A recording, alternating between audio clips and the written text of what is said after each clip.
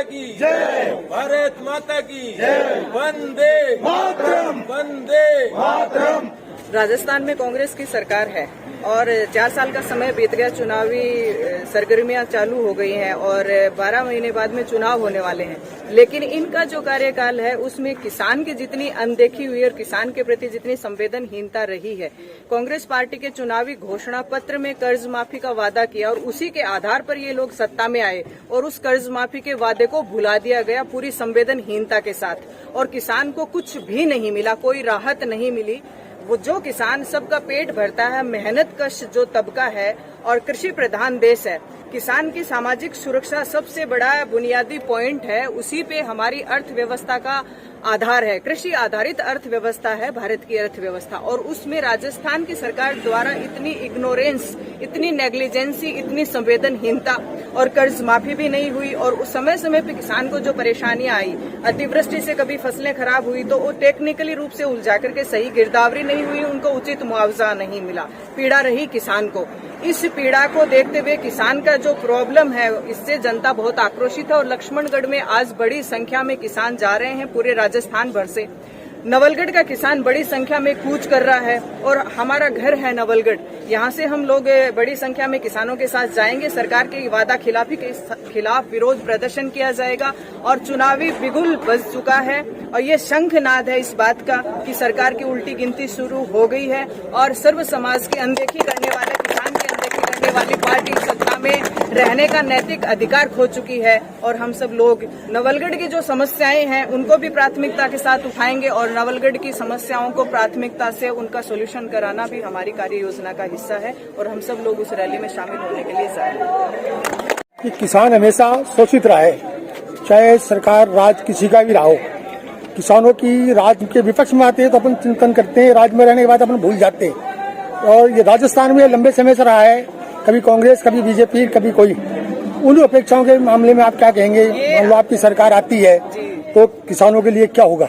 ये आपने बहुत अच्छा सवाल किया है और किसान देखिए, इस देश में आजादी के बाद सबसे ज्यादा सर्वाधिक राज करने का अगर किसी को मौका मिला, राज किया, गवर्नेंस किसी की रही, कांग्रेस पार्टी की रही, तो अब ये सीधा सीधा नैतिक दायित्व किसके ऊपर जाता है? किसान की काया पलट करने का उनके पास एक बड़ा समय रहा। 75 साल में मेजोरिटी से शासन उन्होंने किया, बावजूद इसके किसान की हालत नहीं बदली, तो ये उनका नैतिक दायित्व है। और 2022 तक किसानों की इनकम दुगुनी करने के लिए मोदी प्रधानमंत्री आदरणीय मोदी जी ने जो विजनरी लक्ष्य रखा था देश को, उसको समझने की जरूरत है कि समय परिस्थितियों के अनुसार रिवोल्यूशन होते हैं हर सेक्टर में। एग्रीकल्चर, कृषि के क्षेत्र में रिवोल्यूशनरी चेंजमेंट जो है वो मोदी की दूरगामी सोच का परिणाम है और जो कुछ वो किसानों के लिए करना चाहते हैं। और उन्होंने पार्लियामेंट में 2014 में जो सरकार बनाई और शपथ लेते हुए उन्होंने विशेष तौर पे इस बात का उल्लेख किया था कि कालखंड और परिस्थितियों के अनुसार जिसको काम करने का मौका मिलता है उसको अपना बेहतरीन योगदान देने का अवसर भी मिलता है। और उन्होंने ये कहा था कि हम सौभाग्यशाली इस देश के प्रधानमंत्री बने और हमारे प्रधानमंत्रित्व काल में ऐसा कुछ देश के किसानों को देना चाहते हैं कि उनकी इनकम दुगुनी हो और किसान के साथ शोषित जैसा शब्द हट जाए। हमारा कहने का आशय ये है कि मोदी के विजन को समझकर ही देश में किसानों का भला हो सकता है। इससे नवलगढ़ क्षेत्र की हर समस्या का समाधान हम आपसे चाहते हैं। आशा करते हैं कि बहुत जल्दी आप एक नया मुकाम हासिल करके और इस नवलगढ़ क्षेत्र के किसानों को, आम जनता को जो पीड़ित है, त्रस्त है, भयभीत है, इन शब्दों का इस्तेमाल हम ऐसे नहीं कर रहे। हमने कुछ सुना है, देखा है, अनुभव किया है, तो इस परंपरा को आप बदल करके सबके चेहरे पे प्रसन्नता और खुशी लाने का आपको जिम्मेदारी हम देते हैं और ये शुभकामना करते हैं आज की ये रैली, किसान सभा जो है, सम्मेलन जो है, वो आपका सफल हो और किसानों को इसका लाभ मिले और ये बात आगे तक पहुंचे। राज्य सरकार, केंद्र सरकार, सब तक ये बातें पहुंचेगी तब जाकर किसान को कुछ मिलना संभव है।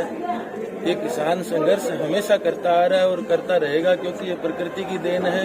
किसान को कभी फसल नहीं मिलती, कभी उसकी मेहनत का फल पूरा नहीं मिलता, लेकिन सरकार का ये योगदान रहता है कि कुछ उनकी सहायता करे, उनके कर्ज की माफी करे। क्यों? उन्होंने बेचारे ने क्या पता कितने लोन उठा करके, उधारा लेकर के खेती बाड़ी करी है। किसी के पास कम खेती है, किसी के पास ज्यादा है, लेकिन उनकी अगर हम समस्याओं का समाधान नहीं करेंगे तो भविष्य में खाने को रोटी के लिए दाने नहीं मिलेंगे। अगर हमको हमारा भविष्य, पूरे देश का भविष्य या पूरे विश्व का भविष्य अच्छा देखना है तो किसानों की हर बात को आपको मानना पड़ेगा, चाहे वो बिजली का बिल हो, चाहे वो कर्ज माफी हो, चाहे उसका अनुदान हो, चाहे उसकी फसल के खराबी का जो क्या बोलते हैं उसको मुआवजा हो। अगर इन बातों का आप ख्याल नहीं करेंगे तो ये आपकी जो सरकार है वो चलने वाली नहीं है।